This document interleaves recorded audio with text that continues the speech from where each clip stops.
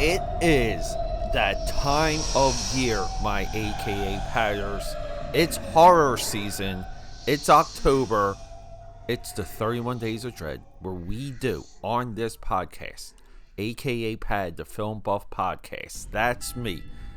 We do one horror movie a day for the entire month of October.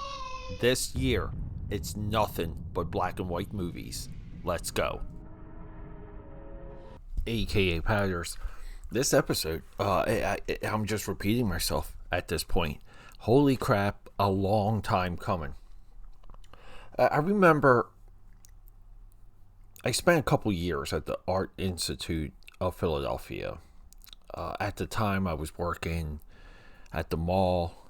It was somewhat of a district manager position, but I was in multiple malls around South Jersey. Spent all my time drawing.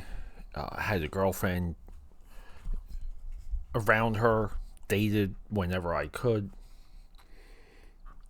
and did a hell of a lot of animation. I became friends with people I thought I would know for my entire life. That's not the case. I don't think there's anyone in my contact list / friend pool right now that is from my Art Institute of Philadelphia days.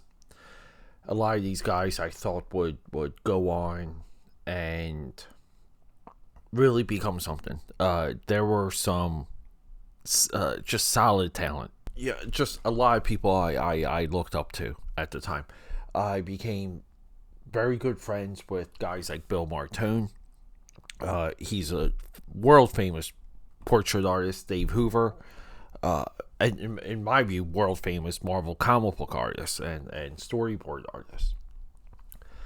I'm prefacing this conversation about Koko the Clown and the Haunted Hat. Now, the original title for this short is Koko the Clown sees spooks, and the spooks were ghosts. And I think spooks is a little bit of a controversial reference now. This animated short goes all the way back to 1925. And I'm building a little bit of the scenario for you guys because it never felt right. Like, looking back, it never felt right that I was pursuing animation. But I thought if I saw it through, became a good animator, it could lead into other things. And that just didn't work out. Long story short, I pussed out, gave up.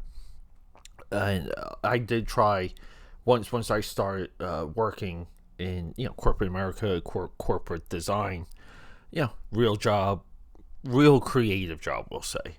I tried to work with the school to maintain my credits and finish my coursework. That didn't work out.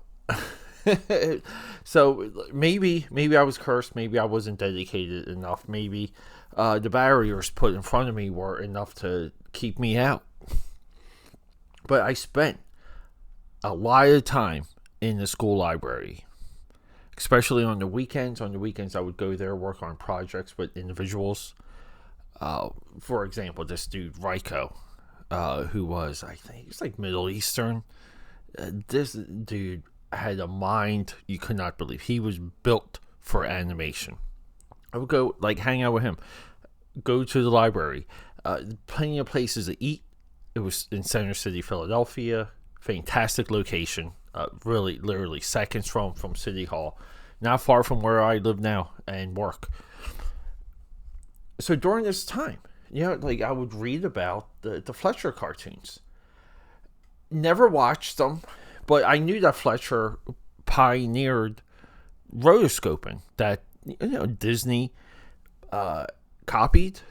Disney advanced through iWorks. They did more with rotoscoping.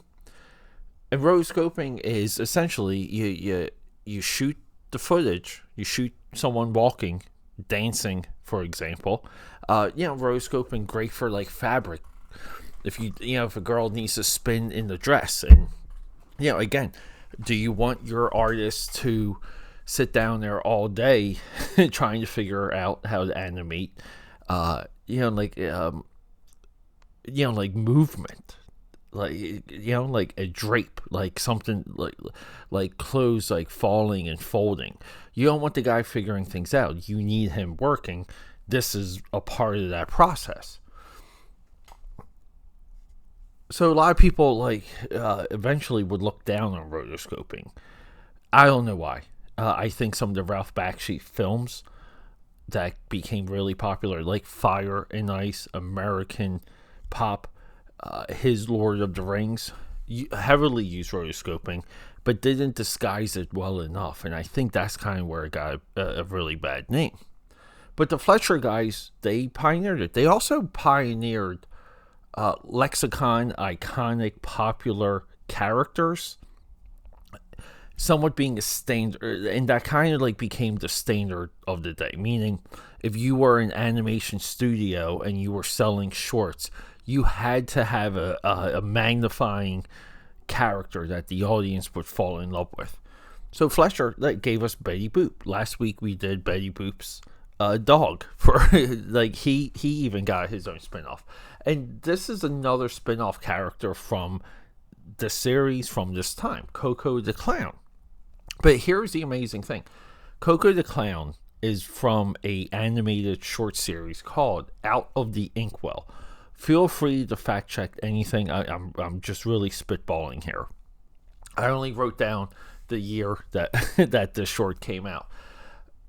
But we're talking in the 1920s, Steamboat Willie. Right, I think his Steamboat Willie might have been 1922.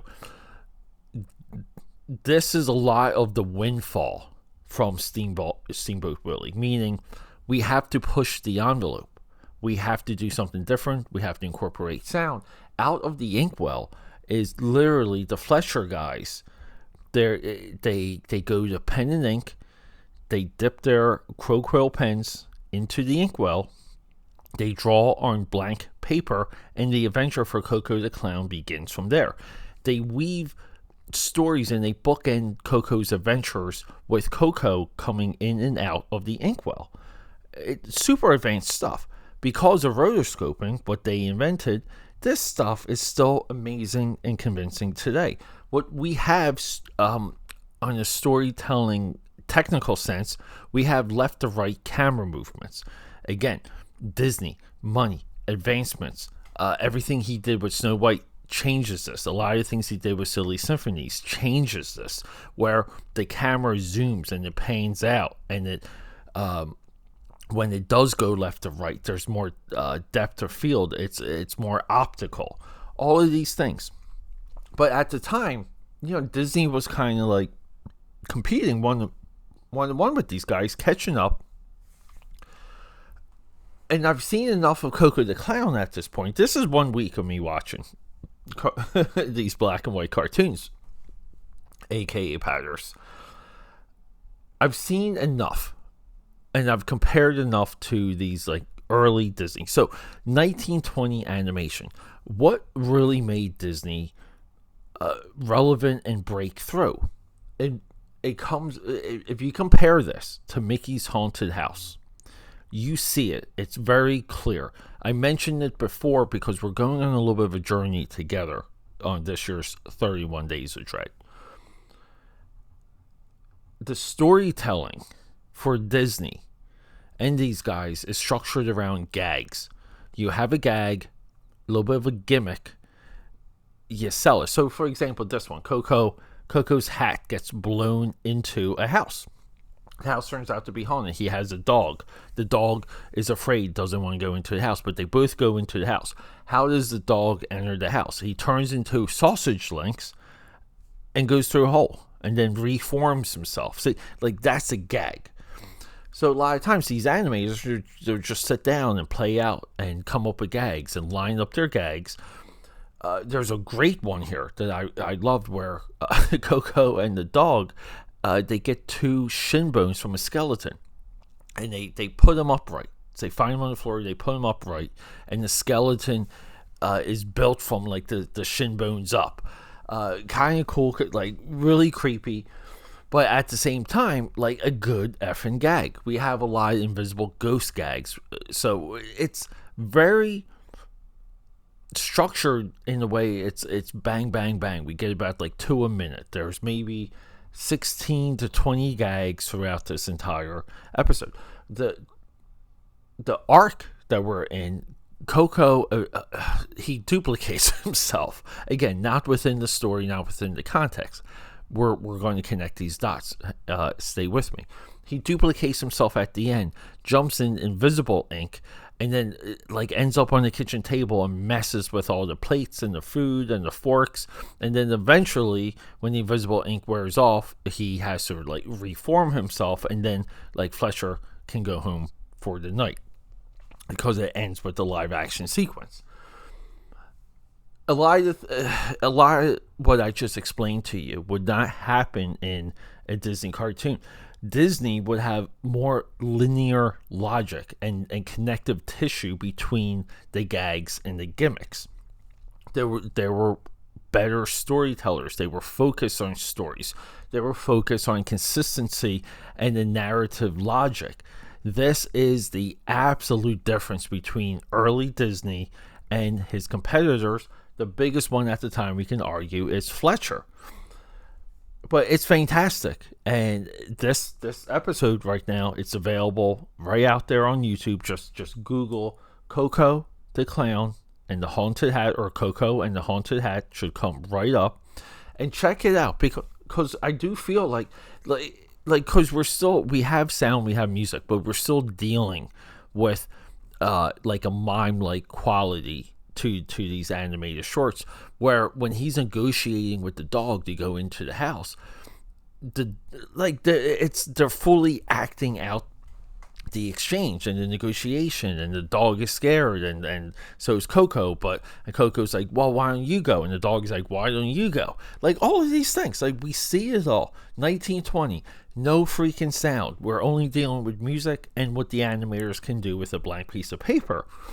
Really, really interesting, really advanced stuff, and a little bit of a sign of the time, because the clown character would eventually fade into the night. Clowns eventually became horror characters.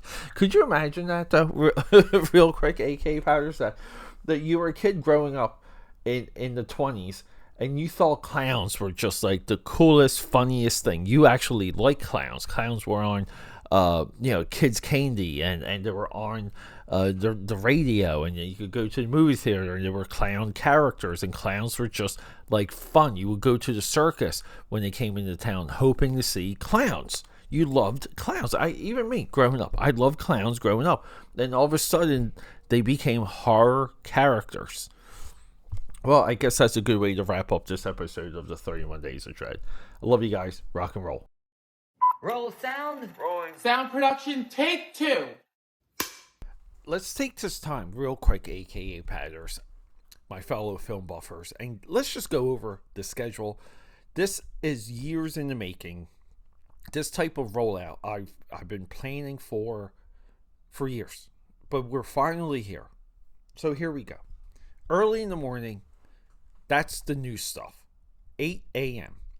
Now, 8 p.m., Monday, Tuesday, Thursday, Friday, these are movies maybe of something coming out. Like if there's a Marvel movie coming out and we want to do a retrospective on that particular franchise, or, if Sylvester Stallone comes back and gives us Rocky Part 18, we might want to use the later time slots for a week or two to go over all of the Rocky movies. Now, we have a lot of different threads on this podcast that's explored 8 p.m. So 8 a.m., 8 p.m. Wednesdays at 8 p.m. This is our creator spotlight. We could do an episode on Martin Scorsese, Steven Spielberg, some of the new guys, Spike Lee, even composers, guys like John Williams.